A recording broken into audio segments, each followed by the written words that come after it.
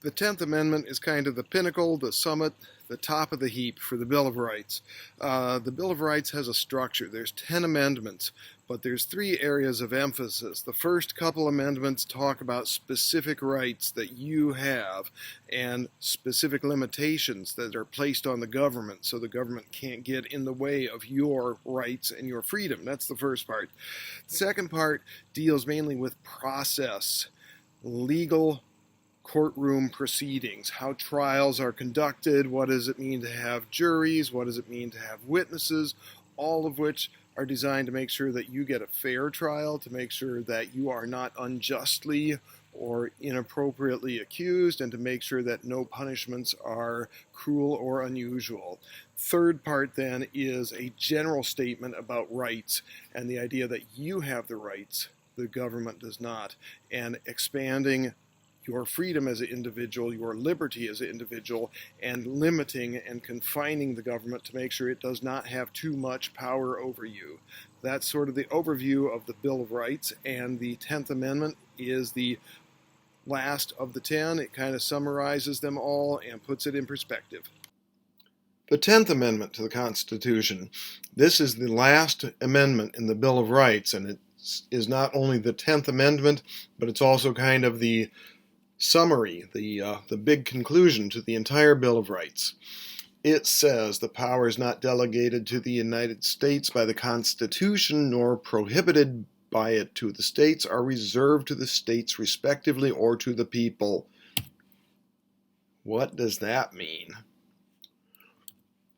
Well, the Constitution says there are certain powers that the government has, but unless it specifically says the government has those powers, we're going to assume those powers belong to the people. Remember the slogan, power to the people. The government only has the powers that the Constitution says it has, and no more. So what does that mean? The government is only allowed to do certain things. The Constitution gives permission to the government to do only just a few things. Anything else the government is not allowed to do. So check this. The government has to get permission to do anything, and most of the things that it might ask to do, the answer is no. The government does not have permission to do anything except just a specific list of things in the Constitution. So what does this mean for you? Why do you care? How does it affect your life? It means you have rights and you have freedoms.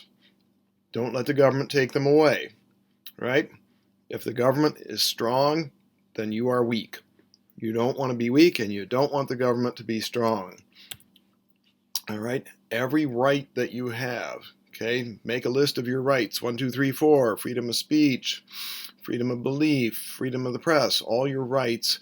Every right you have is a right that the government does not have. So you want to make sure the government has few rights, not many. You want the government to have just a few rights, just a few powers, because whatever powers the government does not have, you have.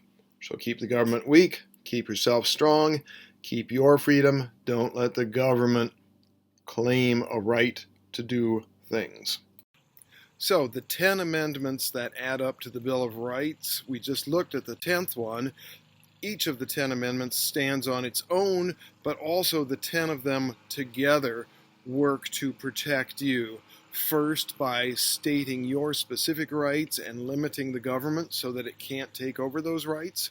Secondly, by defining a process for legal trials in a courtroom and how juries and witnesses work and how no punishment can be given that's cruel or unusual.